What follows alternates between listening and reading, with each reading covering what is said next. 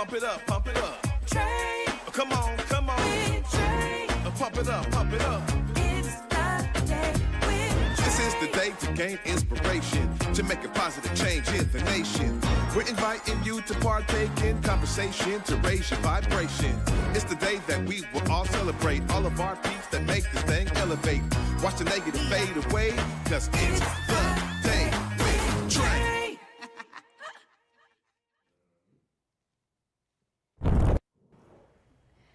Grand Rising, everyone. Welcome to the Day with Trae. I'm your host, Trae Holiday.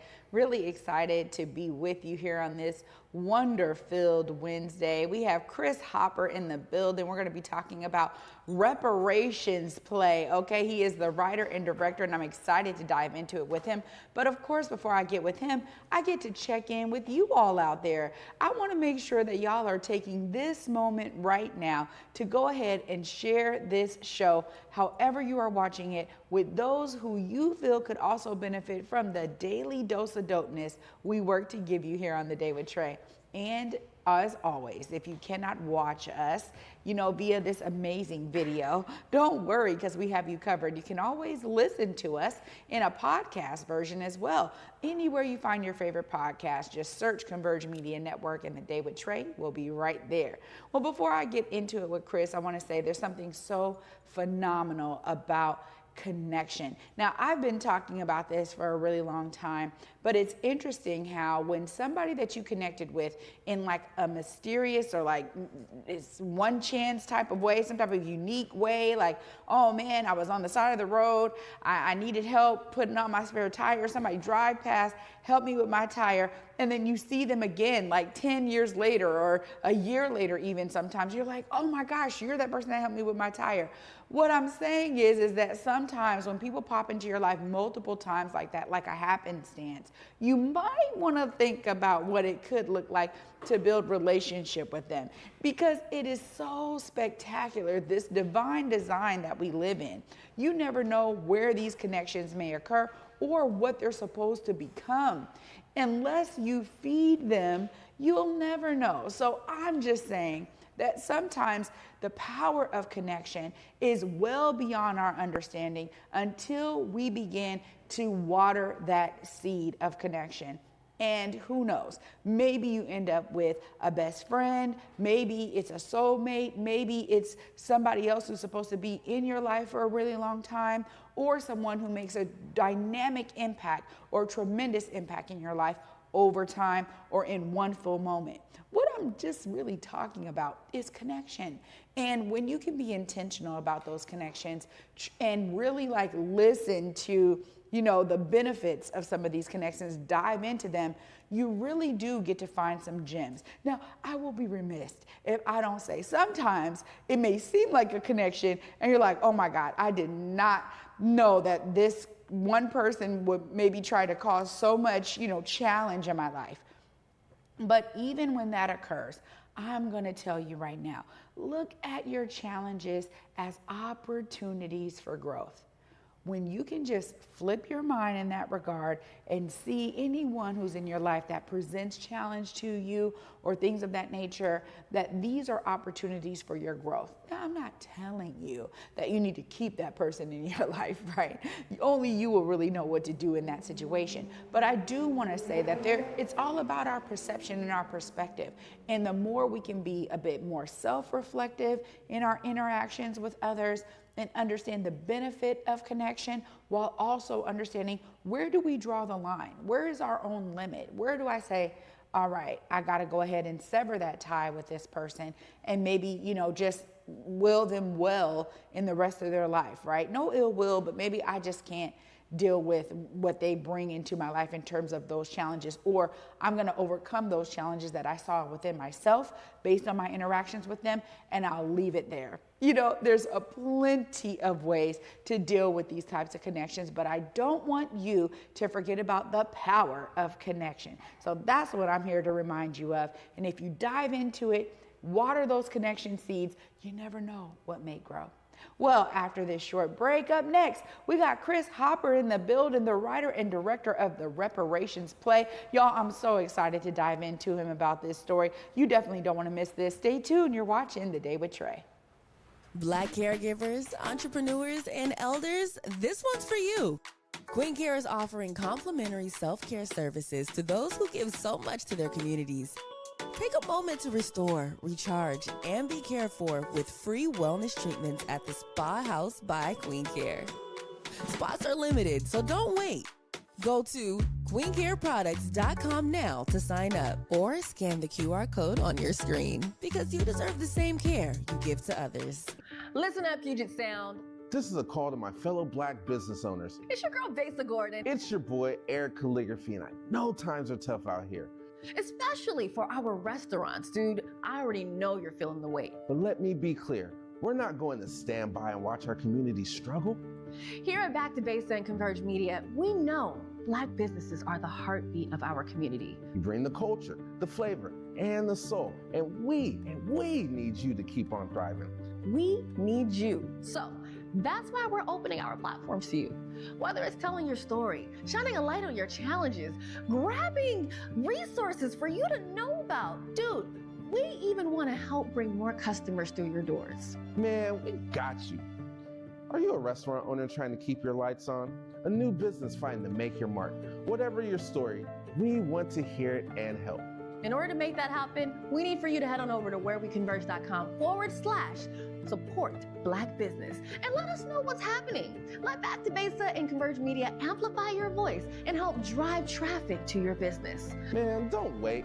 Converge Media is here to uplift Black business in the Puget Sound. So man, make sure you visit whereweconverge.com/support Black business and let's rise together.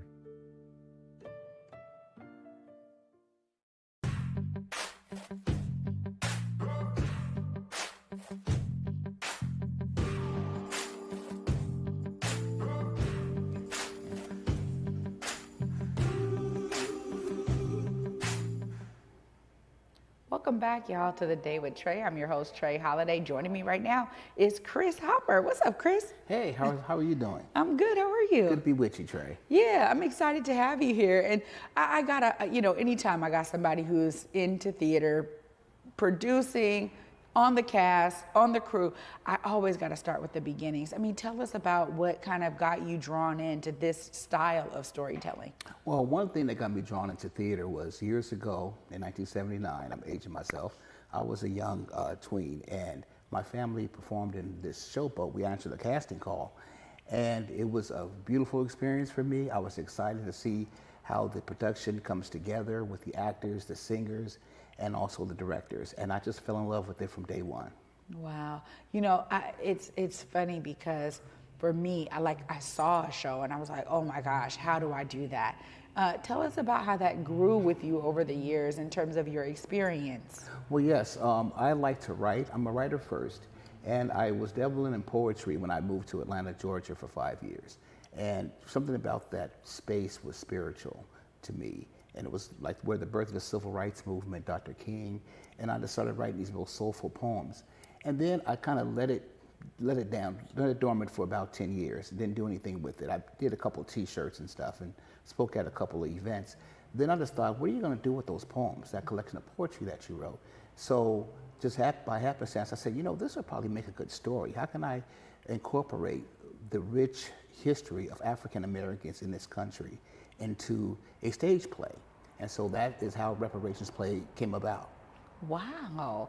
I mean, so of course, when we think reparations, it's not convoluted, but it is loaded, right? It's a loaded term. It comes with a lot of different perspectives about what we're talking about here. How does it play out in the story? Okay, well, in the story, one of the ways I wanted to start the story was if there was a founding father, who would you talk to and what would you say if you could go back in time? The one I found very interesting and also controversial was Thomas Jefferson, who sired 6 kids with an African-American slave and also had the ability at the time as being our 3rd president to abolish slavery, but didn't do it. But he was conflicted with slavery because he did free his Black children on his deathbed. So I said, what if we put him in purgatory? And he's being asked these different scenarios and questions by Black people, us. So in the story, we delve back into the transatlantic slave trade and show him through our eyes what we've been through in this country for centuries.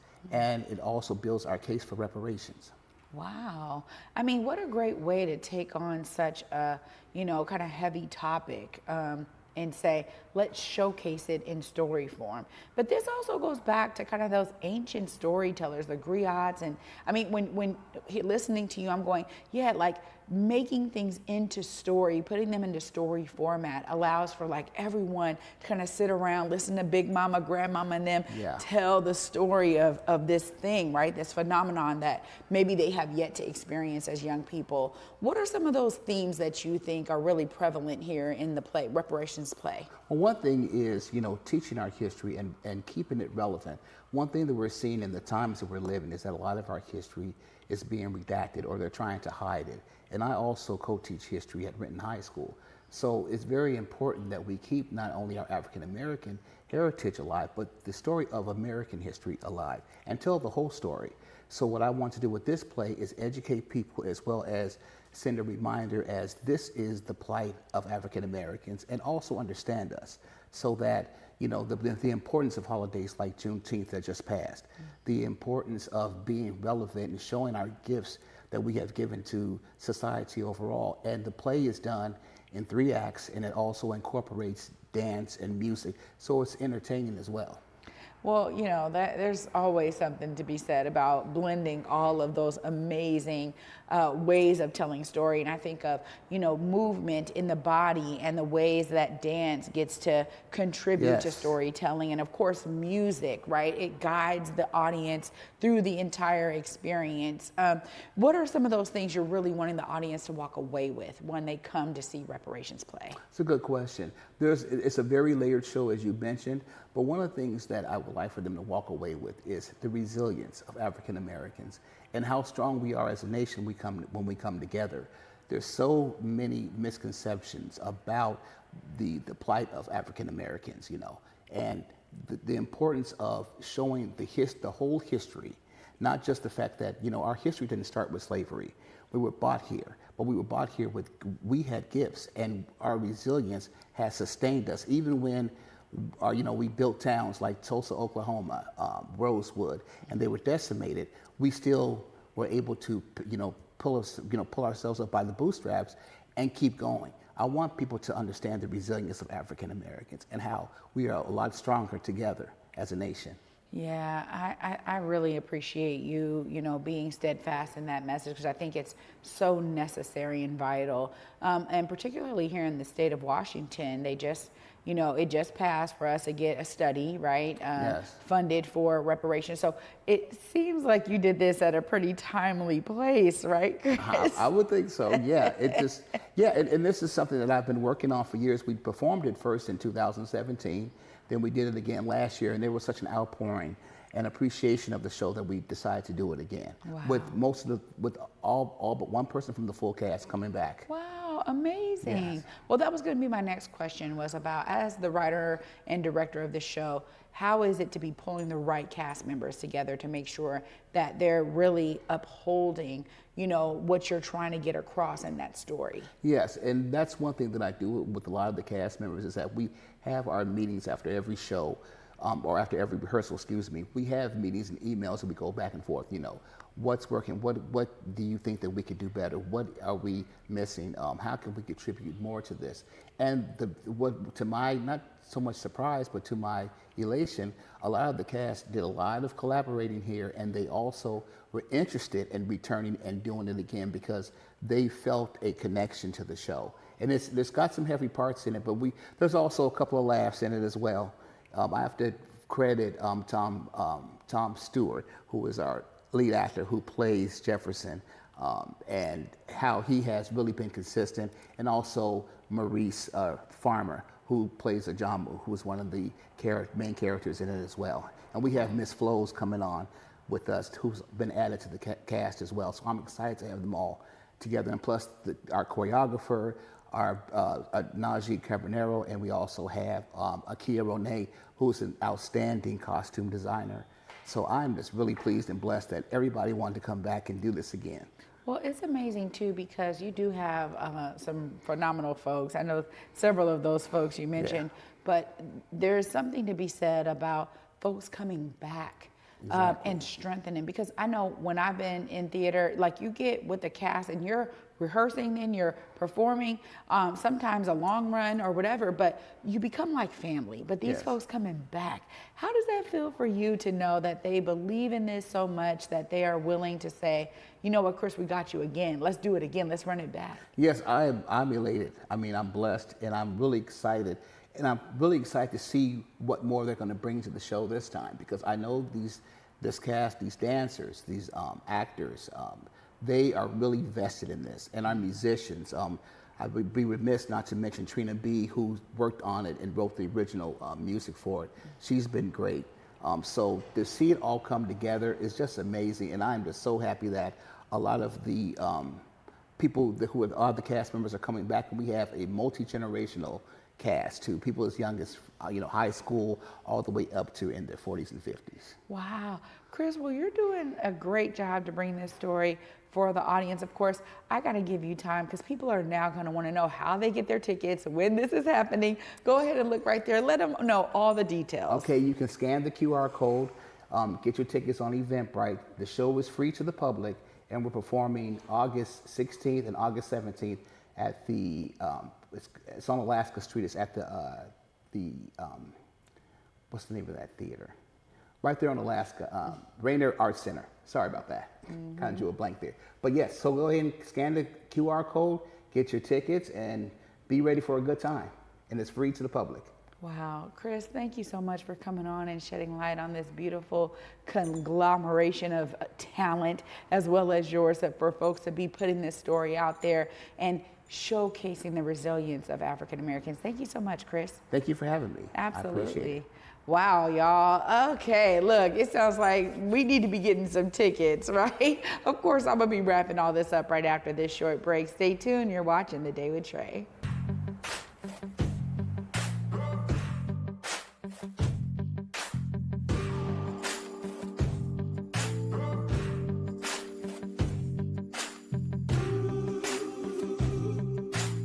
Getting the scholarship really changed the conversation. It went from, no, I can do school in my free time and make it work, to I could only focus on school and I could be the best I can be every single day. I can soak up everything. I can read before class and make sure I'm not just learning enough to pass a test. Like, I could really pour all my time into school. That's what having a Seattle College Foundation scholarship did for me.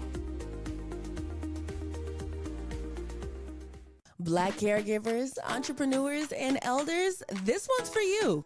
Queen Care is offering complimentary self-care services to those who give so much to their communities. Take a moment to restore, recharge, and be cared for with free wellness treatments at the Spa House by Queen Care. Spots are limited, so don't wait. Go to queencareproducts.com now to sign up, or scan the QR code on your screen, because you deserve the same care you give to others.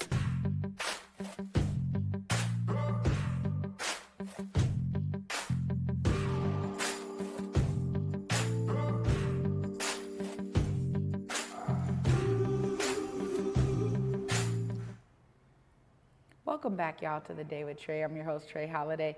You know I got to give a shout out to my guest, Chris Hopper, for joining us in the studio today, talking all things reparations play. Now, y'all have some time to get your tickets. Let's put that QR code up one more time and make sure folks know exactly how to get their tickets. This will be happening August 16th and 17th at Rainier Avenue Art Center. Y'all definitely want to be there to support not only this phenomenal show, but when I talk about storytelling, this is one for you to bring your children, the people in your life, the young folks, because it is a continuation of resilience that we need to understand for all of our community members. It doesn't matter what your background is. This is a story that really could benefit you understanding that resilience, and understanding if you are of the, African American culture, you will also be understanding how you're contributing to the continuation of that resilience and legacy. And if you are outside of that culture, you can understand it better through storytelling. Sometimes that's what we need in order to really solidify these understandings in our heart and in our mind. So I'm encouraging y'all to make sure you get your tickets today. He said, look, it's free. We just want to make sure people are hearing this story. So thanks again to Chris and the entire cast and crew of this play. We are looking forward to it coming out next month. Well, in 2 months. We got time, y'all. This is August, so we got time, okay? So plan ahead for it. Super, super grateful that he was able to join me today. Always grateful that you did as well. Y'all know we are going to continue giving you great stories, and I'll be back with y'all tomorrow to do so. Until then, at 11 a.m., y'all, peace.